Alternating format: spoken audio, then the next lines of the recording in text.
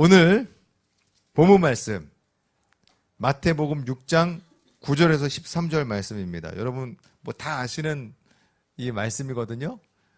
여러분 한번 우리 함께 암송해 볼까요? 네, 6장 9절로 13절 여러분 잘 아시는 주기도문인데요. 우리 함께 한번 암송해 보겠습니다. 9절부터 13절입니다. 그러므로 너희는 이렇게 기도하라. 하늘에 계신 우리 아버지여, 이름이 거룩히 여김을 받으시오며 나라에 임하시오며 뜻이 하늘에서 이루어진 것 같이 땅에서도 이루어지이다. 오늘 우리에게 일용할 양식을 주시옵고 우리가 우리에게 죄 지은 죄를 사하여 준 것 같이 우리 죄를 사하여 주시옵고 우리를 시험에 들게 하지 마시옵고 다만 악에서 구하시옵소서. 나라와 권세와 영광이 아버지께 영원히 있사옵나이다. 아멘. 주기도문을 하니까 우리 애기도 이렇게 막 되게 쳐다보네요. 네. 5장, 마태복음 5장부터 이제 산상수훈, 그러니까 예수님이 동산에 오르셔서 무리들을 향하여 이제 가르치신 그 말씀이 5장, 6장, 7장, 이렇게 총 3장에 걸쳐서 정말 여러분 성경책 보시면 아마 5장, 6장, 7장은 새빨갛게 돼 있을 거예요. 5, 6, 7장은. 왜냐하면 예수님이 하신 말씀은 이게 빨간색으로 표시가 따로 되어 있거든요. 그래서 이 5장, 6장, 7장 여러분 이 한 주간 다 암송하시기를 바랍니다.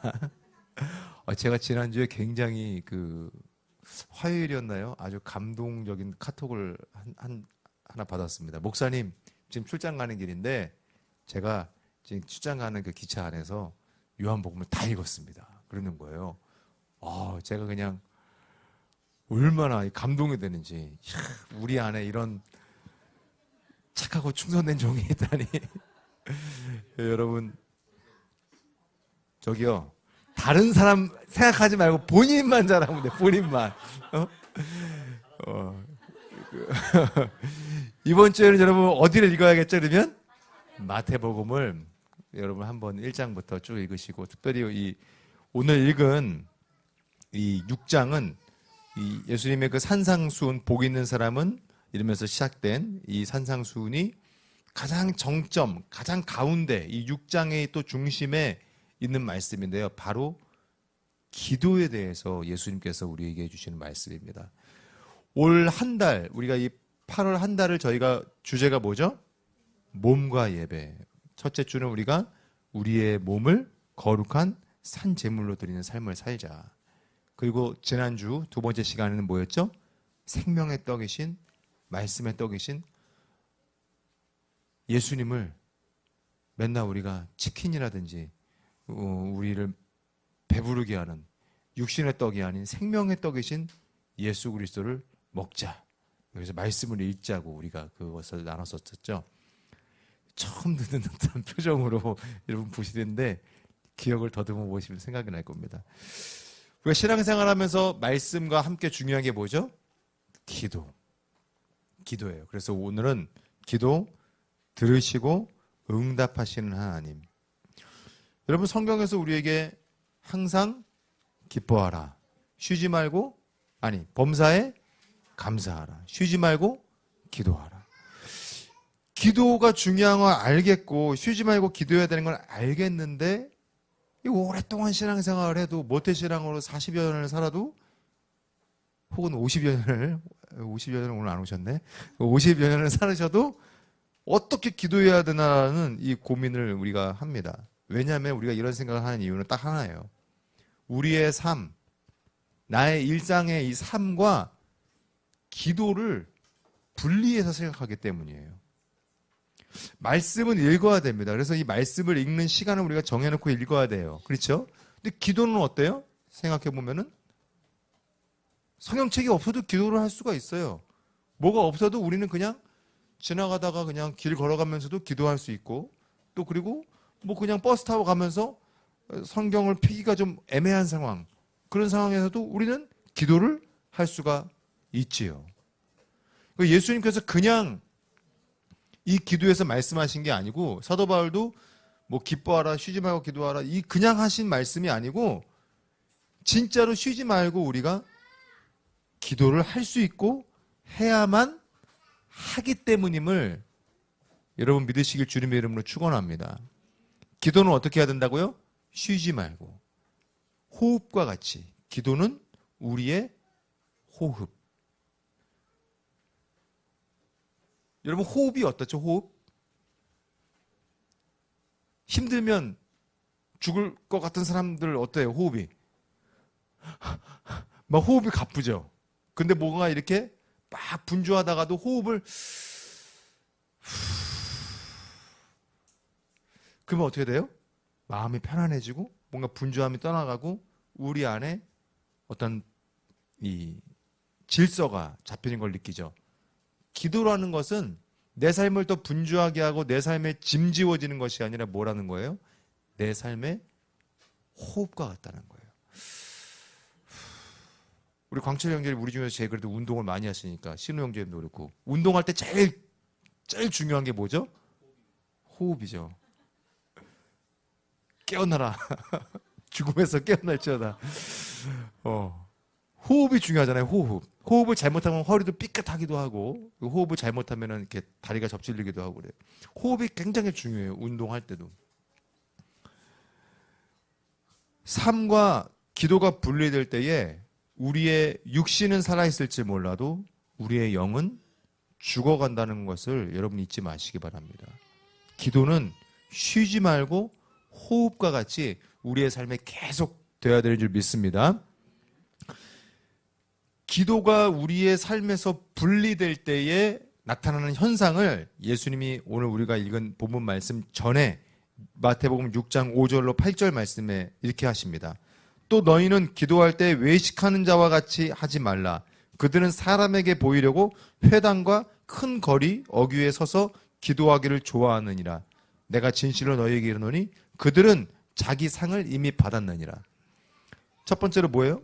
기도는 사람에게 보여주기 위해서, 사람이 내 기도를 듣게 하기 위해서 기도하는 게 아니라 누가 듣게 하기 위해서 기도하는 거예요? 하나님이 들으시도록 하기 위해서 기도하는 거라는 거예요. 근데 여러분 우리가 신앙생활 하다 보면은 그런 경우가 있죠. 내가 정말 오늘은 그냥 예배드리고 싶지도 않고 교회도 가기 싫은데 내가 그냥 임원이니까 할 수 없이 내가 이 특세를 나가야지. 그래. 막 그러면서 때로는 그럽니다. 그래. 뭐 특세하다 죽으면 천국이지 뭐 내가 순교하는 거니까. 막 이러면서 막 악에 맞춰서 우리가 또 이렇게 예배를 드릴 때도 저만 있나요? 예, 그럴 때가 있죠. 있죠. 죄송합니다. 제가 그거밖에 안 해서. 여러분 기도는요. 근데 우리가 사람에게 보이려고, 예배는요. 우리가 사람에게 보이려고 하는 게 아니라는 거예요. 누구에게? 하나님을 만나기 위해서 하나님께 내 삶을 정말 다 고하기 위해서 이렇게 기도를 한다는 거예요. 여러분 사람은 귀가 있어서요. 우리가 기도를 하면은 우리가 말을 소리내서 하면은 특히 우리 순복음교회는 어때요? 통성기도를 하잖아요. 그러다 보니까 옆에서 가만히 들으면 들려요. 근데 여러분 들으면 안 되지만 들려요. 그래서 방언 잘 못하시는 분들도 억지로 방언하시는 분들도 있는데 못 듣게 하려고. 이 사람은 귀가 있어서 듣지만 우리의 보이지 않는 하나님은 왠지 어때요? 기도를 내가 하는 거를 듣지 못하실 것 같다는 잘못된 생각을 할 때가 있어요.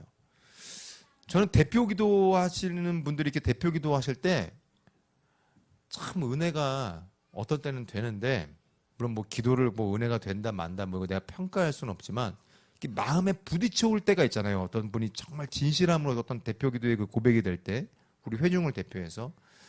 또 어떤 때는 정말 천지의 주제이시며 막 만복의 근원이신 뭐 이러면서 막 이렇게 막 어떤 미사오구와 그 형식을 갖춘 기도를 억지로 이렇게 표현하는 것 같은 느낌을 받을 때는 졸려요, 솔직히. 그래서 대표 기도가 끝났을 때는 참 개운할 때가 가끔 있어요.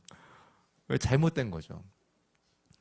기도는요, 내가 대표 기도를 하든 회중을 대표해서 물론 기도를 할 때 엄숙한 마음으로 내가 더 긴장하고 그런 마음으로 필요하지만 가장 중요한 것은 이 기도를 사람이 듣는 것이 아니라 하나님이 들으신다는 분명한 우리의 인식이 있어야 합니다.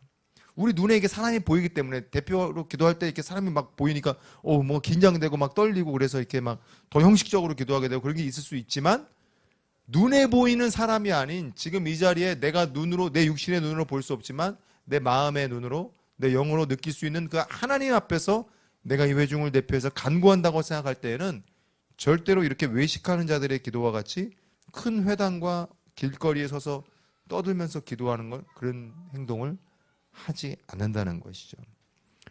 여러분, 사람은 우리가 이렇게 기도를 하면 기도를 옆에서 들어줄 수는 있습니다. 그런데 해결해 줄 수 있는 능력은 없습니다. 근데 우리가 진실함으로 하나님한테 우리가 고백하게 되면 하나님은 반드시 들으시고 응답하여 주심을 여러분 믿으시길 주님의 이름으로 축원합니다. 또 두 번째로 예수님이 이렇게 삶과 기도가 분리될 때 이런 것들을 지적하세요. 너는 기도할 때 내 골방으로 들어가 문을 닫고 은밀한 중에 계신 내 아버지께 기도하라. 은밀한 중에 보시는 내 아버지께서 갚으시리라. 형식적으로 기도하지 말라는 거예요. 형식적으로 기도하지 말라는 거예요. 장소를 탓하지 말고, 그리고 뭐 어떤 것들을 탓하지 말고, 뭐 골방에서 기도하라 했다고 막 무조건 골방에서만 들어가서 기도하라, 그것이 아니라 골방이 됐든 어디가 됐든 내가 하나님을 만나고자 하는 그 순간, 그 자리에서 내 마음의 골방에 들어가 무릎을 꿇고 기도를 하라는 것이죠. 형식적으로 기도하지 말아라. 우리가 하나님한테 기도할 때 하나님은 귀가 없으셔서 못 들으시는 것 같다. 왜 이렇게 응답이 더디어? 내가 하는 말은 하나님이 듣지 못하시나 보다. 그게 아니죠. 우리가 하나님께 고백할 때 하나님이 들으시고 응답하십니다. 이사야 65장 24절 말씀에 그들이 부르기 전에 내가 응답하겠고 그들이 말을 마치기 전에 내가 들을 것이며. 여러분, 우리가 이렇게 생활하다가 가족들이랑 이렇게 있다가 뭐 예를 들어서 TV를 본다든지 아니면 뭐 요즘에는 뭐 핸드폰들을 이렇게 많이 보시니까 보다가 누가 갑자기 뭐 배우자가 됐든지 아니면 자녀가 됐든지 뭐 여기요 뭐 이거 뭐 이렇게 얘기를 하는데 형식적으로 눈은 딴 데 보고 생각도 그거 딴 거 하면서 그래 그러니 그러면 어때요, 기분이? 그러면 되게 나쁘죠. 내가 무슨 뭐 지금 벽창호에 대고 얘기하는 것도 아니고 비인격적이잖아요. 근데 우리가 기도할 때 우리도 무의식 중에 여러분 다 같이 기도합시다 그러면은 하나님께 기도할 때에 마치 그렇게 하나님은 지금 나한테 관심이 없고 딴 일 하고 계시고 나는 그냥 지금 하나님한테 막 벽창호한테 대고 말하는 것 같이 생각할 때가 있다는 거예요. 근데 여러분, 하나님은 그렇지 않으십니다. 우리가 부르기 전에 우리에게 응답하시고 또 우리가 말을 마치기 전에 우리의 기도를, 우리의 부르짖음을, 우리의 간구를 다 들으시는 분이심을 여러분 믿으시기를 주님의 이름으로 축원합니다. 하나님께서 듣지 않으시는 것 같다라는 내 기도를 하나님은 듣고 계시지 않다라는 어떤 그런 느낌은 왜 그럴까요? 하나님을 때때로 기도를 통해서 내가 하나님께 나를 복종시켜야 되는데 나에게 하나님을 복종시키려고 할 때가 있기 때문이에요. 우리가 하나님을 믿는다고 하지만 그거는 우상 숭배하는 것과 같은 행동이라는 거죠. 당연히 우리가 기도하면서 그 기도의 행동을 통해서 어떻게 생각해요? 나는 지금 하나님께 복종하고 있어. 하나님을 예배하고 있어. 하나님께 순종하고 있어라고 겉으로는 행동을 하는데 그 속마음은 어떤 거예요, 지금? 그 속마음은? 하나님 좀 내 말 좀 들으세요. 내 말 듣고 내 말대로 좀 하세요. 내 말대로 좀 해야 되는 거 아니에요? 왜 내 말대로 안 해줘요? 부부싸움 한다거나 가족들끼리 부딪힐 때, 자녀들과 부딪힐 때 여러분 어때요? 부모님과 부딪히고 그럴 때. 내 말대로 좀 하란 말이야. 왜 내 말을 안 듣고 왜 그렇게 해? 그러다 결국 싸우고, 네? 그러는 거 아닙니까? 또 목사님 또 무슨 일 있었나 보다 그런 생각들 지금 딱 읽히는데 저 안 싸웠습니다. 굉장히 잘 지냈어요. 하나님께도 우리가 그런 태도를 가져서는 안 된다는 거예요. 내 말에 순종하십시오, 하나님. 얼마나 큰 범죄이고 얼마나 큰 교만입니까? 근데 우리가 은연중에 신앙생활을 하면서 나도 모르는 사이에 그런 형식적이고 잘못된 우상 숭배하는 것과 같은 잘못된 기도를 하고 있다는 거죠.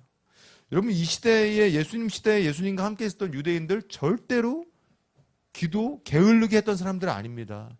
열심히 기도했던 사람들이에요. 금식 기도하고, 금식 기도가 뭐 우리나라에서 처음 생긴 게 아니라 이미 옛날부터 금식 기도가 있었어요.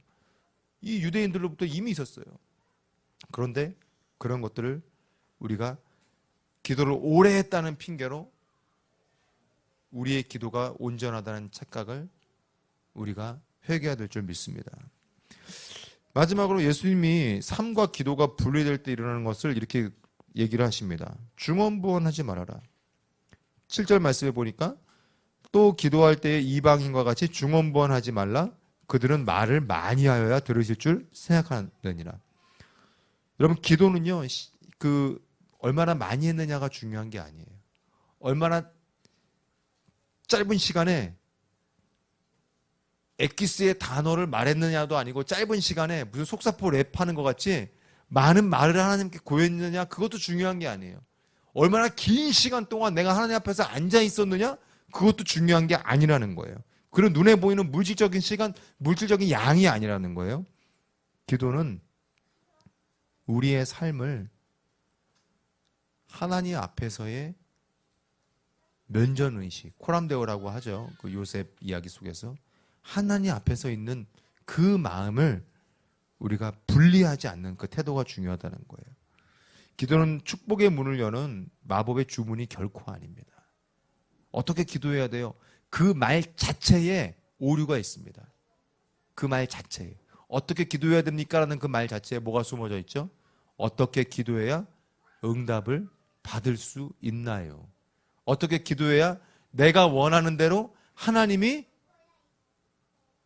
역사하실 수 있나요?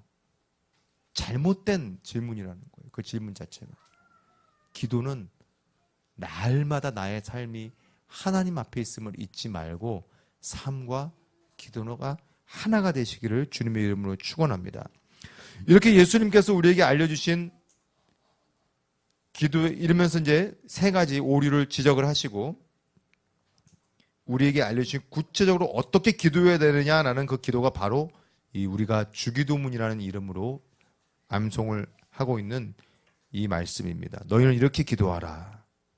주기도문은 마법의 주문이 아니라 하나님과 인격적으로 교제하는 방법, 그리고 기도의 교과서입니다. 오늘 이 주기도문을 통해서 우리가 함께 어떻게 하나님한테 기도해야 될지 함께 우리 말씀을 나누기 원합니다. 첫째로 하늘에 계신 우리 아버지여. 여러분, 아까 서두에도 말씀을 드렸지만 기도는 누구와의 대화라고요? 하나님과의 대화라는 거예요. 저는 사실 한번 옛날에 그런 적이 있어요.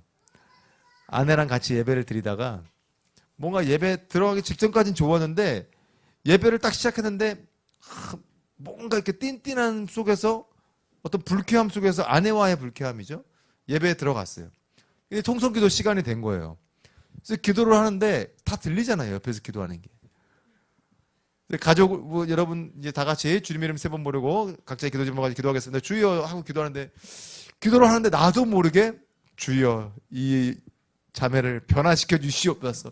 순종하는 우리 모두가 우리 가족 모두가 주님 앞에 순종하게 해 주시고 특별히 아내를 막 이런 식으로 내가 그런 단어를 사용하지는 않았지만 그런 느낌 뉘앙스로 내가 기도를 하고 있는 거예요. 그러니까 저쪽에서 대적 기도를 하더라고. 이제 나한테 예전 수년 전 얘기예요. 예, 수년 전 얘기예요.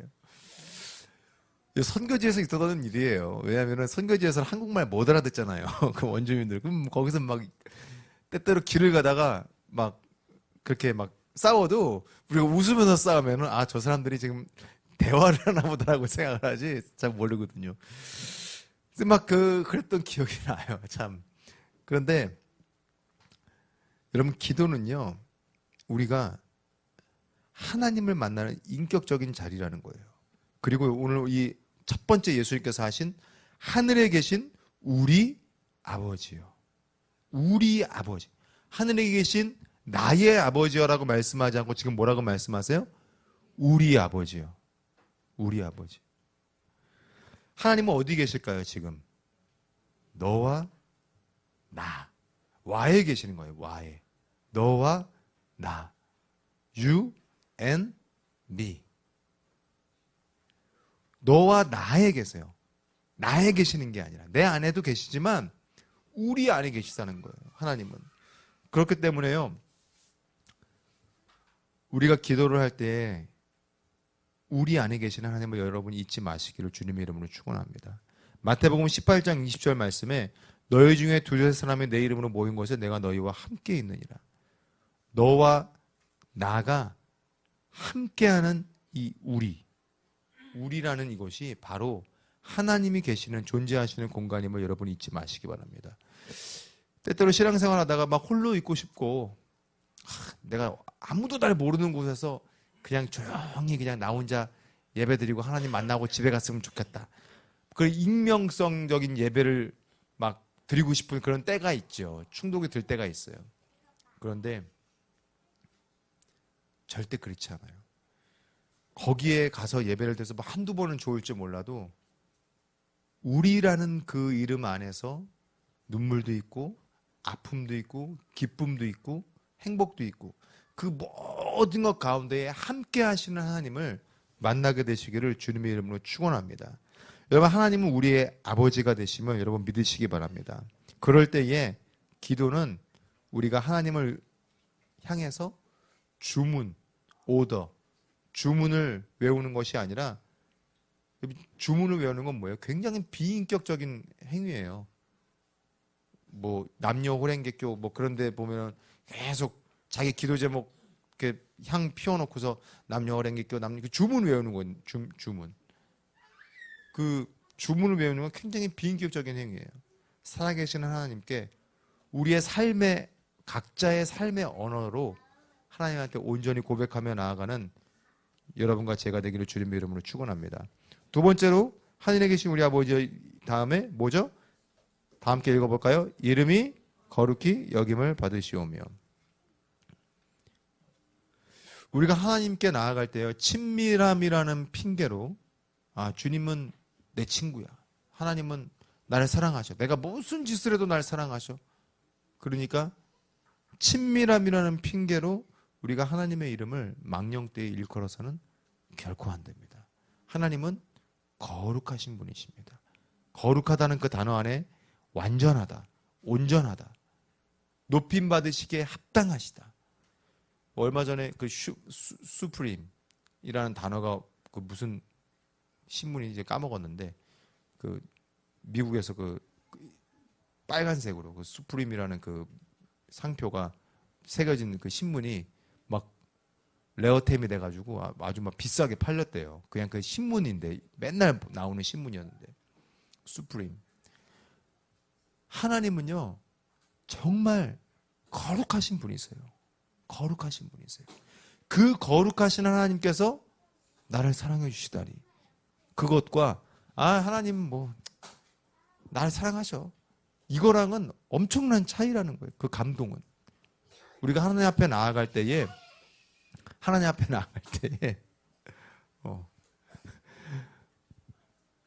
날마다 거룩하신 하나님, 그 하나님께서 나의 기도를 들어주시다니 그런 감동으로 나아가는 여러분과 제가 되기를 주님의 이름으로 축원합니다.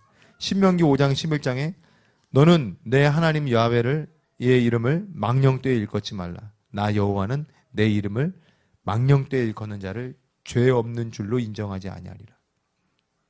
하나님 이름을 망령되이 일컫는 것은 죄라는 것입니다. 여러분 하나님이 우리의 거룩한 흠 없으신 온전한 하나님 되심을 수프림 되시는 하나님 되심을 여러분 잊지 마시기를 주님의 이름으로 축원합니다. 세 번째로 우리 그 다음 함께 암송해 볼까요? 시작. 나라가 임하시오며.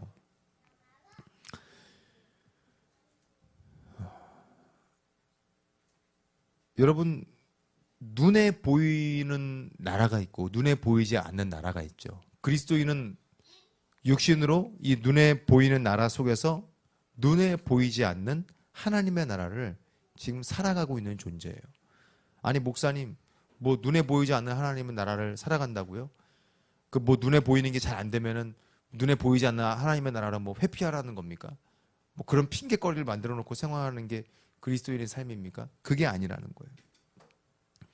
여러분, 신앙생활을 하면서 우리가 가장 믿지 않는 사람들, 그러니까 불신자들이라고 하는 하나님을 만나지 못한 사람들과 대화를 나눈다거나 할 때 결국 그 대화 속에서 부딪히게 되는 게 뭘까요?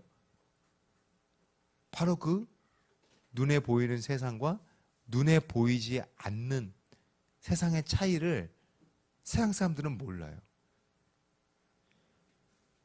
제가 이제 뭐 인도 갔다 와서 인도에 대해서 가끔 얘기할 때가 있잖아요.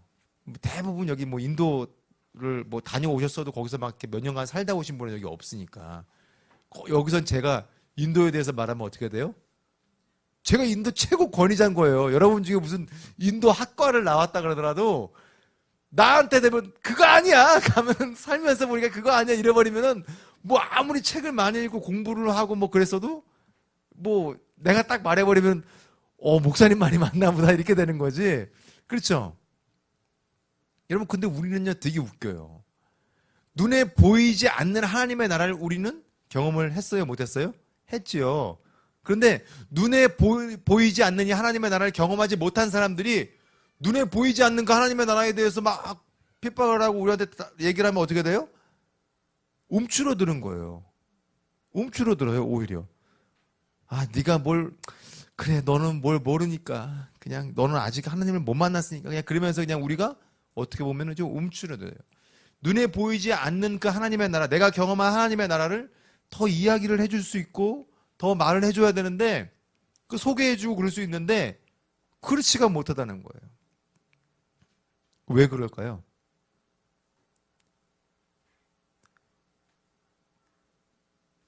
믿음이 없어서 그런 거죠. 믿음이 없어서. 내가 경험한 게 하나님 나라가 맞았나 아니면은 그냥 내가 뭐 그냥 그랬나? 그러면 안 되는 거예요. 그러면 안 되는 거예요. 여러분, 예수님께서도 십자가에 달리시기 전에 그 빌라도가 예수님을 신문하시죠. 신문하시면서 예수님이 막 유대인의 왕이다. 그러면서 이제 어떤 로마 정부에게도 위협이 되는 존재고 막 이러면서 이제 고소 고발을 당하신 거니까. 근데 예수님이 뭐라고 말씀하세요? 빌라도 앞에서 요한복음 18장 36절에 예수께서 대답하시되 네가 왕이냐? 이제 빌라도가 그러니까 예수께서 내 나라는 이 세상에 속한 것이 아니다. 만일 내 나라가 이 세상에 속한 것이었다면 내 종들이 싸워 나로 유대인들에게 또 너의 손에 넘겨지지 않게 하셨을 것이다. 이제 내 나라는 여기에 속한 것이 아니다. 하나님을 증명해봐라. 하나님을 보여봐라. 그럴 때에 우리는 그 사람을 향해서 뭐라고 말할 수가 없죠. 그럼 우리가 해야 되는 건 뭐예요? 조용히 하나님의 나라가 저 하나님의 나라를 경험해 보지 못한 저 분에게 임하게 하여 주시옵소서. 나라가 임하게 하여 주시옵소서. 우리는 정말로 눈에 보이지 않는 나라를 살아가야 돼요. 이 눈에 보이는 나라에 대한 불만들이 있죠. 여러분, 대한민국 정부에 대해서 다 만족하십니까?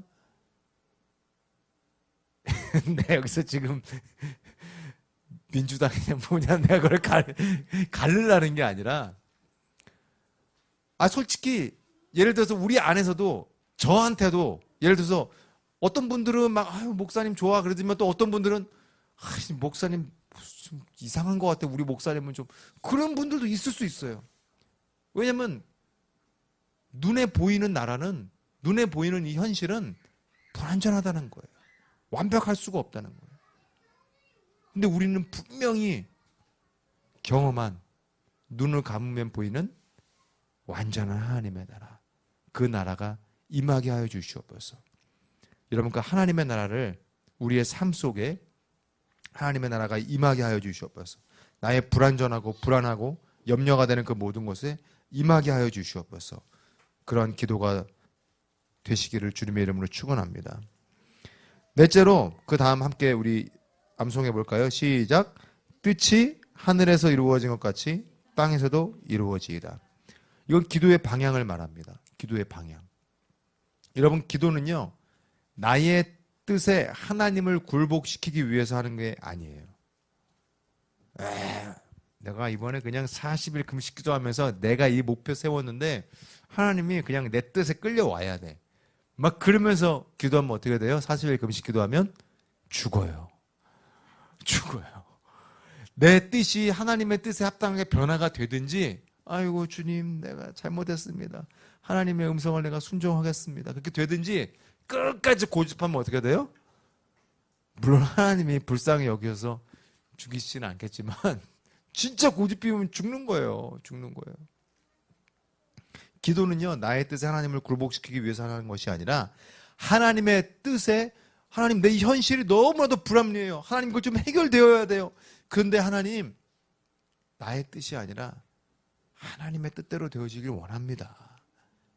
이 모든 복잡한 상황 속에서 내 판단력이 흐려져서 내가 범죄하지 않게 하여 주시옵시고 하나님께 순종하며 하나님의 뜻을 이루길 원합니다. 그것이 기도입니다. 기도는 나의 뜻에 하나님을 굴복시키기 위해서 하는 것이 아니라 하나님의 뜻에 나를 복종시키기 위해서 하는 것임을 여러분 잊지 마시기를 주님의 이름으로 축원합니다. 예수님도요, 요한복음 6장 38절에 보면은 내가 하늘에서 내려온 것은 내 뜻을 행하려 함이 아니요 나를 보내신 이의 뜻을 행하려 함이니라. 예수님도 본인의 의지가 있으시죠. 인격이 있으시니까. 근데 그 의지를 발휘하지 아니하시고 하나님의 뜻에 복종시키셨다는 거예요. 예수님도 자신의 뜻이 아닌 하나님의 뜻을 이루며 사셨습니다. 우리도 예수님을 본받아 하나님의 뜻을 이루는 삶을 살아가게 되시기를 주님의 이름으로 축원합니다. 그 다음 우리 함께 한번 암송해 보겠습니다. 오늘 우리에게 일용할 양식을 주시옵고. 이거는요, 하나님 배부르게 먹고 싶어요, 하나님 막 맛있는 거 다 먹고 싶어요, 이런 기도를 하는 게 아니라 하나님 없는 평안을 대적하는 대적 기도입니다. 하나님이 없는 평안. 여러분, 먹을 것이 없으면 우리는 육신은 어떻게 되죠? 죽어요. 우리는 죽어요.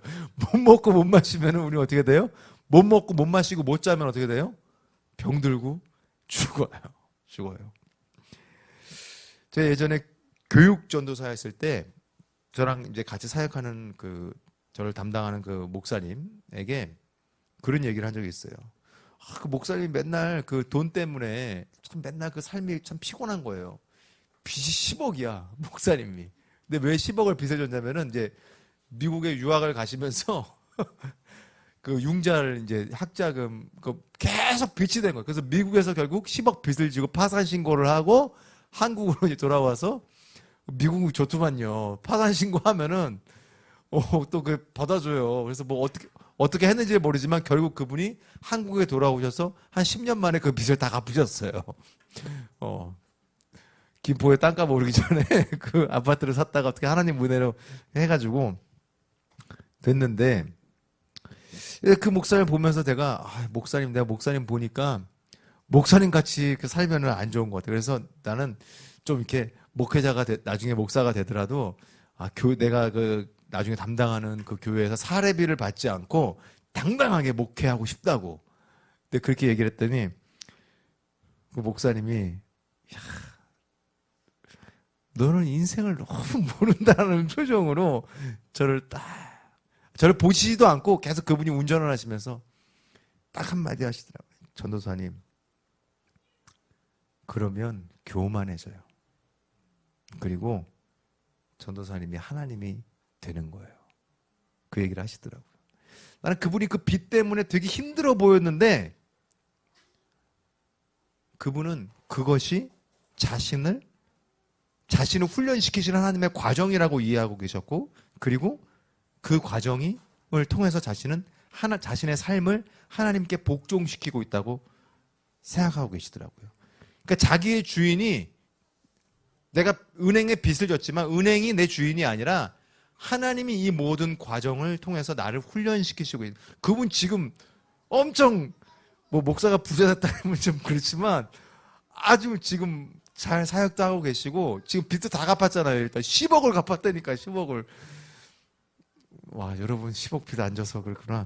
근데 어쨌든 간에 그러는 거예요. 여러분, 필요한 것이 하나도 없는 삶은요, 평안이 아니에요. 그거는 하나님이 더 이상 내 삶에 필요가 아니라는 선언이에요. 사탄이 가져오는 풍요로 인한 교만과 불순종이 싹트게 된다는 거예요. 인간은 결코 완벽하지 않습니다. 위대하지도 않습니다. 우리는 하나님이 없이는 밥을 먹을 수 없는 불완전한 존재임을 이 오늘 우리에게 일용할 양식을 주시옵고 이 고백을 통해서 우리가 하나님께 드리는 겁니다. 여러분, 나의 불완전함을 하나님 앞에서 인정하며 겸손하게 하나님께 나아가 그분 안에서의 평안을 누리는 삶을 사시기를 주님의 이름으로 축원합니다. 하나님, 나에게 오늘 일용할 양식을 주시옵소서. 뭐 우리 집에 밥이 쌀이 얼마나 많은데 요즘에 쌀 없어서 밥 못 먹나? 이게 교만이라는 거예요. 이 생각 자체가. 쌀 없으면 라면 먹지 뭐. 라면 없으면 죽 끓여 먹으면 되지 뭐. 북한 사람들은 나가서 먹을 거 없어가지고 나무 뿌리 캐가지고 죽 끓여 먹는데 그렇게 먹고 살면 되는 거 아니야? 인도네시아의 경제가 작년인가 재작년인가 무너졌죠. 그래서 IMF 거기도 들어가고 그랬는데 그때 인도네시아도 이제 땅값이 오르고 그러면서 거기 졸부들이 생겼는데 그 졸부들이 이제 슈퍼카를 타고 다니고 그랬어요. 근데 인터뷰를 한 거예요. 당신 지금 이제 이 IMF로 인해서 굉장히 사업이 불안정하고 당신 망하게 됐는데 어떻게 된 거냐? 인터뷰를 했는데 결론이 뭔지 알아요? 없으면은 밀림에 들어가서 바나나 먹고 살면 된다고. 불안하지 않냐? 두렵지 않냐? 그러니까 없으면 밀림에 좀 널린 게 망고 바나나 먹고 살면 된다고. 저 원숭이들도 바나나 먹고 사는데 인간이라고 먹고 살. 이게 지가 원숭이라는 소리 아니에요, 결국. 예? 여러분, 우리의 삶에 한번 생각해 보세요. 내가 삶에 정말로 하나님께 간절하게 하나님, 내 사업에 지금 이 문제가 있습니다. 내 가정에 이런 문제가 있습니다. 내 건강에 이런 문제가 있습니다라는 그 간절함 속에서 만나게 되는 하나님.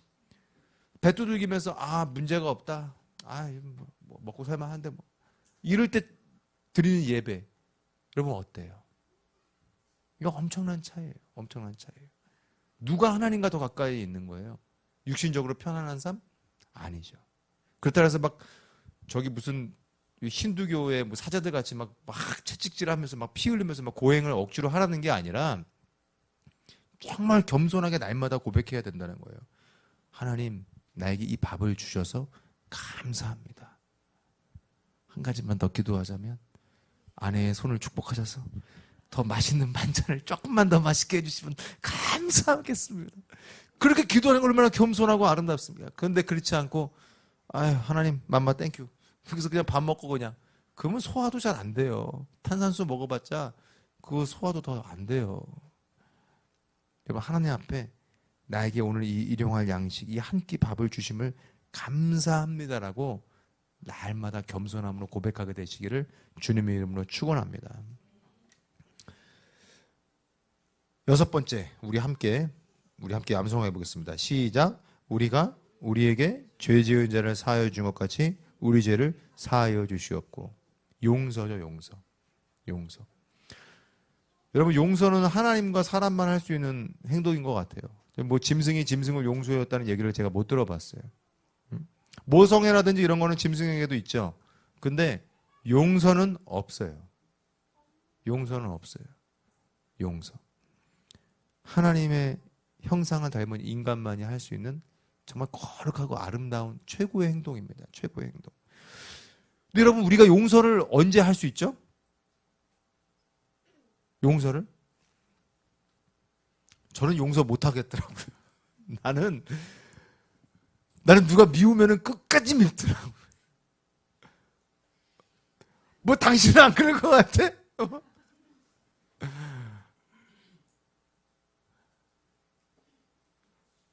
그 용서했더라도 그 사람이 나한테 또 잘못을 하면 어떻게 돼요? 다시 용서가 안 되고 더 큰 저주가 올라와요. 왜 그럴까요?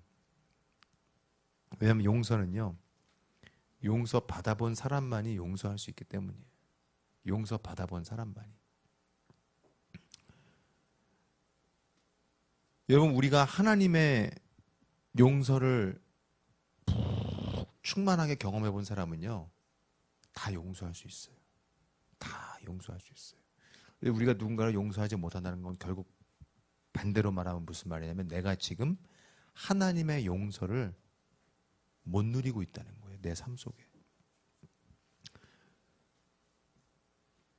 어떤 목사님이 그 책에 이렇게 해놨더라고요. 하나님께서 주신 인격을 비인격화하는 죄, 비인격화시키는 죄, 용서를 하지 않을 때, 용서를 하지 않을 때 우리의 삶에 어떤 일이 일어나느냐? 우리의 삶에 우리의 말이 누군가를 선동하고 충동질시키는 말이 되고, 우리의 거룩한 성은 포르노가 되어지고, 정치는 억압과 통제가 되어지고, 권력은 전쟁이 되는 것. 인격적으로 우리가 하나님을 경험하고 하나님의 용서를 경험할 때는 이런 것들이 원래 하나님의 창조하신 형상대로 이루어지는데, 비인격화되어질 때, 물질화되어질 때 우리는 서로를 향해서 이렇게 억압하고 통제하고 구속하는 전쟁을 일으키는 자가 된다는 것이죠. 고로에서 3장 12절로 14절에요. 그러므로 너희는 하나님이 택하사 거룩하고 사랑받는 자처럼 긍휼과 자비와 겸손과 온유와 오래 참음을 옷 입고, 그걸 옷 입고서 긍휼과 자비 이런 모든 걸 다 옷 입고서 뭘 해야 되느냐? 누가 누구에게 불만이 있거든 서로를 용납하여 피차 용서하라. 용서하라. 하나님의 사랑을 받고서 우리가 긍휼과 자비와 겸손과 온유와 오래 참음으로 옷 입고, 이 성령의 열매들로 우리가 충만케 되어서 우리가 해야 될 행동이 뭐예요? 용서하라는 거예요. 용서.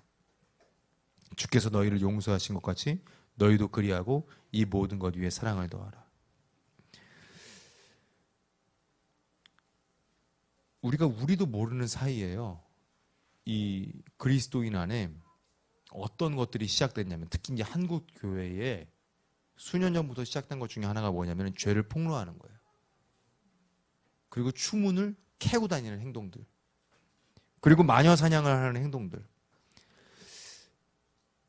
뭐 목회 세습, 그리고 목회자의 어떤 그런 성적인 문제, 그리고 물질적인 문제, 어떤 교회의 어떤 건축위원회 어떤 그런 강탈, 어떤 이런 잘못된 것들, 이런 것들이 드러내고 들추어내고 이슈화되고 이런 것들에 한국 교회가 건강해지는 게 아니라 그런 것들이 들추어지고 그럴수록 어떻게 돼요?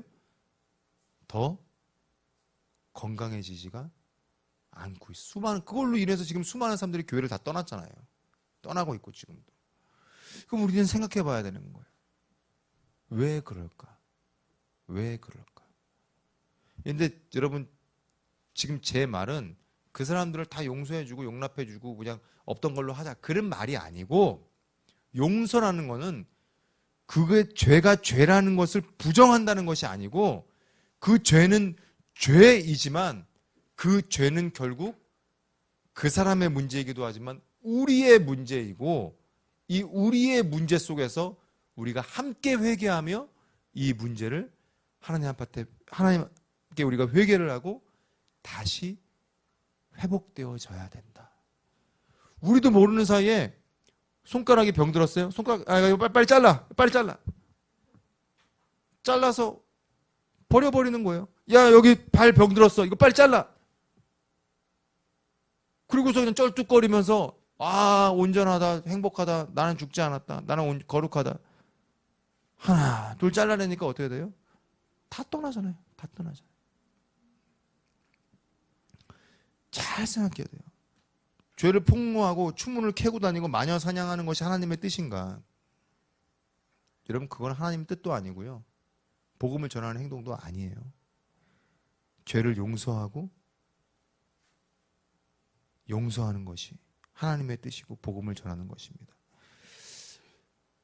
여러분,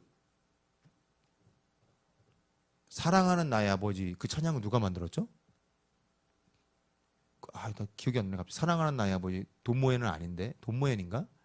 하여튼간 되게 유명한 분이 있어요. 그 사랑하는 나의 아버지 찬양 아시죠? 사랑하는 수년 전, 그러니까 수년 전이 아니라 벌써 몇십 년 전 일이죠. 그분이 지금 뭐 할아버지니까 예수전도단 그 YM 거기 이제 그 예배 인도자였는데 그분이 이제 동성애자라는 것이 밝혀졌어요.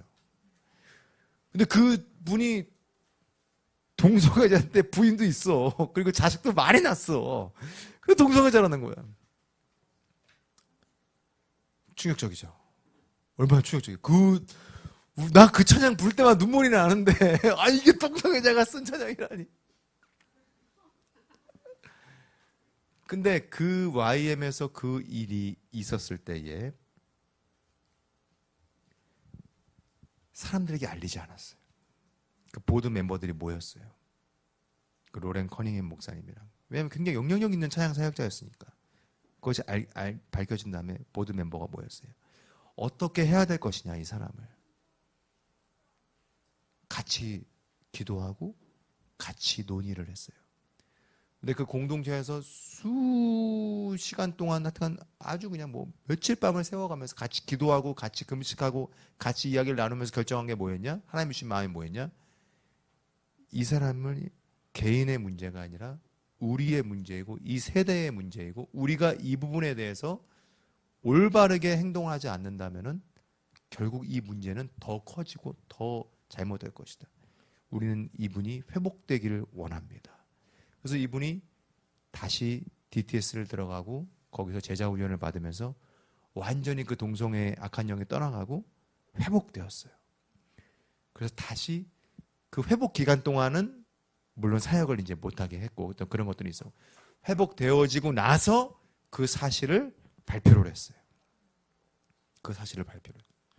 그 사실이 딱 드러난 다음에 막 그냥 으아 저놈이 나쁜 놈이었어. 그래서 이런 일들이 그동안 있었던 거야. 막 이랬던 게 아니라 내 몸의 지체의 문제였고 내 몸의 아픔이었고 그래서 함께 기도를 했고 눈물을 흘렸고 함께 금식을 했고 함께 결국 그 공동체가 더 건강해지고 회복이 된 거예요. 여러분 우리는요 용서해야 됩니다. 용서해야 됩니다. 그 다른 교회 또 우리 안에 또 내 이웃 그리고 내가 용서해야 될 대상은 멀리 있지 않아요. 우리가 뭐 저기 뭐 북한에 있는 사람 누구 물론 용서해야 될 사람도 북한에 있겠네요. 그런데 예를 잘못 들었네. 뭐 브라질이라든지 뭐 쿠바 이런데 나도 모르는 사람 내가 용서해야 될 일이 없어요. 내 옆에 있는 사람이에요. 결국 용서해야 되는 사람. 내가 용서해야 되는 사람은 내 옆에서 죄를 짓고 있는 사람이에요. 여러분 주님께서 우리가 우리에게 죄 지은 자를 용서해 줄 때에 우리의 죄 또한 용서해 주심을 여러분 믿으시기를 주님의 이름으로 축원합니다. 우리 7번째로 우리 그 다음 함께 우리 암송해 볼까요? 시작. 우리를 시험에 들게 하지 마시옵고 다만 악에서 구하시옵소서. 겸손입니다. 겸손. 여러분 내가 할 수 있다는 생각의 그 교만은요 하나님과 나를 단절시키는 죄예요. 제가 얼마 전에 굉장히 기분 나쁜 일이 있었어요. 뭐였냐면 집에 가서 이제 우리 애가 게임기로 게임을 하고 있었거든요. 근데 얘가 잘 못하는 거예요. 그거를 잘 못하고 있어가지고 내가 가서 그걸 도와주려고 야 그렇게 하는 게 아니라 이렇게 하고 막 줘봐봐 내가 해볼게. 그러니까 얘가 냅두라는 거예요. 내가 다 할 줄 안다고 아빠 뭔데 그러냐고 막 하면서 얘가 막 기분 나빠 팍 내 손을 쳐내면서 막 계속 거기 집중하더라고. 그래서 제가 딱 있다가 그래 너는 뭐 할 말이 없더라고. 그래서 방으로 내가 딱 들어갔는데 뭔가 내 의사는 내가 알려야겠잖아. 들어가면서 방문을 꽝 닫고 내가 방에 딱 들어갔어. 그리고 제 방에 있는 책상에 앉아서 거룩한 모습으로 내가 이렇게 하고서 딱 있었어요. 그러니까 몇 초 안 돼서 밖에서 이제 아내가 막 너희 아빠한테 그러면 안 되지 막 그러면서 막 아내가 막 얘기하는 소리가 막 들려요. 그리고 아이가 이제 들어와가지고 쭈뼛쭈뼛하면서 아빠 뭐 죄송해요. 제가 버릇없이 막 마음이 내 다쳤잖아요. 그래서 대답도 안 하고 그냥 가만히 있었어. 근데 뭐 내가 한 1, 2분 내가 가만히 있으니까 얘가 가만히 있다가 이거 어떻게 해야 돼? 막 그러더니 막 이제 나가더라고 다시. 그 중보자 대신 아내가 다시 또 들어와가지고 당신 말이야 애가 와서 막 이러는데 지금 방에 들어서 울고 있잖아 막 그러면서 막 나한테 왕부하고 막 그러는 거예요. 그럼 내가 그때 아내한테 얘기를 했어요. 나도 기분 나쁘네. 나도 사람인데 그러면 되냐. 근데 제가 그 아이한테 그 단절감을 느꼈던 거 그게 뭐예요? 그 아이가 자기가 다 할 수 있다는 생각. 그래서 물론 다 화해를 했습니다. 그래서 다 해피하게 엔딩이 됐는데 그 아이가 물론 게임 자기가 할 수 있겠죠. 할 수 있겠죠. 내가 다 할 수 있다는 그 표현 가운데 굉장히 내가 서운한 거예요. 얘가 다 컸네. 대견하다. 이게 아니라 뭐예요?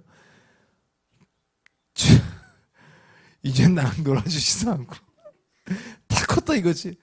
뭔가 이 관계가 단절되는 걸 느끼게 된 거예요. 관계가 단절됐다. 그게 서운했던 거죠. 여러분 하나님도 마찬가지예요. 내가 다 할 수 있다는 생각, 우리가 다 해결해 보겠다는 생각, 나의 기도가 하나님께 하나님 내가 다 했어요. 내가 다 해결할 거예요. 이렇게 하면 되겠죠. 그렇게 되면 하나님이 얼마나 기분이 안 좋으시겠어요. 하나님이 얼마나 기분이 안 좋으시겠어요. 바로 그렇게 될 때에 하나님과 우리의 관계가 단절되어지게 되고 그것이 죄가 된다는 거죠. 하와에게 사단이 다가와서 하나님과 같이 되라는 그 유혹을 사단이 했죠. 사단이 했어요. 그것을 수락한 그 하와의 그 마음이 뭐예요? 하나님 없이 할 수 있다는 거예요. 하나님 없이 내가 다 할 수 있다는 거예요. 하나님 없이 내가 내 뜻대로 살 수 있다는 거예요. 그런데 동일하게 사단이 광야에 계신 예수님께 다가와서 하와와 같은 그런 유혹을 했습니다. 내가 돌이 떡덩이가 되게 해봐라. 내가 여기서 뛰어내리면 너가 정말로 너의 권능을 보여봐라. 천사가 너를 그 수종들 거다. 너가 나한테 절을 하면 내가 이 온 세계 만국을 다 다스리는 권세를 주마. 예수님 어떻게 하셨어요? 하와와 같이 그 선악과를 먹지 않으셨어요. 하나님과의 단절을 택하지 않으셨어요. 그 유혹을 내려놓고 주 너의 하나님을 그 창조주를 찬양하라. 여러분 우리의 기도는요 내가 주인이 되려는 유혹을 내려놓는 행동입니다. 기도를 많이 하시는 분들 중에 두 가지 특징이 있어요. 잘못된 기도를 많이 하시는 분들은요 교만해져요. 그래서 뭐 자기가 하나님이야. 그래서 목사님 우리가 기도 많이 안 해. 기도 좀 똑바로 하라고 막 그런 분도 있어요. 어르신들 보면 가끔 물론 내가 기도 많이 안 하지만 그렇지만 막 자기가 하나님이야. 다 판단하고 다 막 권세 있어. 근데 진짜 기도를 많이 하시는 분들은 어때요? 눈물이 있어요. 눈물이 있어요. 사람들한테 말로 안 해요. 조용히 와서 뭐 내려놓고 가고 조용히 와서 손잡아주고 가고 조용히 와서 함께 울어줘요. 진짜 기도 많이 하는 사람이 그거예요. 기도는 내가 주인이 되려는 유혹을 내려놓고 하나님 나를 구원해 주시옵소서. 이 하루 내가 눈을 떴습니다. 하나님 눈을 뜨게 해주셔서 감사합니다. 근데 내가 이 하루를 살아가는데 두려움이 있습니다. 오늘 일터에서 사람들을 만나야 되는데 거래처를 만나야 되고 내가 그리고 어떤 사람들을 만나야 되는데 하나님 내 마음 가운데 두려움이 있습니다. 내가 시험에 들게 하지 마시옵고 나를 악에서 구하여 주시옵소서. 하나님 없이 나는 아무것도 아닙니다. 나를 도와주시옵소서. 기도의 그 행위 자체가 하나님과 우리의 관계의 그 단절을 거두어 간다는 거예요. 사단이 가져오는 그 단절. 그때 예수님 우리에게 그렇게 기도할 때 뭐라고 말씀하십니까? 요한복음 16장 33절에 세상에서는 너희가 환난을 당하나 담대해라. 내가 세상을 이기었느니라. 아멘. 주님께서 이미 우리의 삶 속에 모든 환난을 이기셨습니다. 여러분 기도를 통해서 그 삶을 살아가시길 주님의 이름으로 축원합니다. 자 마지막으로 우리 함께 암송해 볼까요? 시작. 나라와 권세와 영광이 아버지께 영원히 있사옵나이다. 이 고백은요, 사실 역대상 29장 10절에서 11절에 나오는 그 다윗의 고백을 이 예수님이 함축한 말입니다. 다윗이 온 회중 앞에서 야훼 여호와를 송축하여 이르되 우리 조상 이스라엘의 하나님 여호와여, 주는 영원부터 영원까지 송축을 받으시옵소서. 여호와의 위대하심과 권능과 영광과 승리와 위엄이 다 주께 속하였으니 천지에 있는 것이 다 주의 것이로소이다. 여호와의 주권도 주께 속하였사오니 주는 높으사 만물의 머리이심이니이다. 나라와 권세와 영광이 아버지께 영원히 있사옵나이다. 여러분, 오늘 이 기도에 관한 주기도문의 이 말씀을 마치면서 함께 우리가 하나님 앞에서 생각해 보기 원합니다. 나는 기도를 하면서, 신앙생활을 하면서 내가 원하는 나라, 내가 권세 부리는 세상, 나의 영광을 위한 삶을 살았는가? 아니면 하나님의 나라를 구하고 하나님의 권세, 하나님의 주권, 하나님의 다스리심, 하나님께 영광이 되는 나라, 여러분 그러한 삶을 사셨습니까? 내가 생각하는 나라, 내가 꿈꾸는 세상, 내가 꿈꾸는 것이 아닌 하나님의 나라가, 그 권세와 영광이 우리의 삶에 임하게 되시기를 주님의 이름으로 축원합니다. 기도하겠습니다. 하나님 감사합니다. 오늘 말씀을 통하여서 우리가 주기도문의 이 예수님의 이 말씀을 통하여 우리가 다시 한번 우리의 기도의 삶을 점검해 보았습니다. 하나님, 내가 속한 세상에서 내 뜻대로 사는 것이 아니라 이 기도를 통하여 하나님의 나라와 하나님의 권세와 하나님의 영광 받으심이 임하는 것이 온전한 것임을 깨달았습니다. 세상은 여전히 우리에게 너의 하나님을 증명해봐라, 너의 눈에 보이지 않는 세상을 이 어디냐라고 말을 하지만 우리가 더욱더 그러한 우리에게 다가오는 유혹들 앞에서 하나님의 나라를 꿈꾸며 하나님의 나라를 바라보며 하나님의 다스리심의 그 임재 가운데에 살아갈 수 있도록 인도하여 주시옵소서. 오늘 이 시간 우리 안에 있는 모든 불안과 두려움과 염려를 하나님 앞에 아뢰며 나아갈 때에 주님, 하나님의 평강의 그 샬롬이, 다스리심이 우리의 모든 삶 속에 충만히 임하게 하여 주시옵소서. 예수님의 이름으로 기도합니다. 아멘.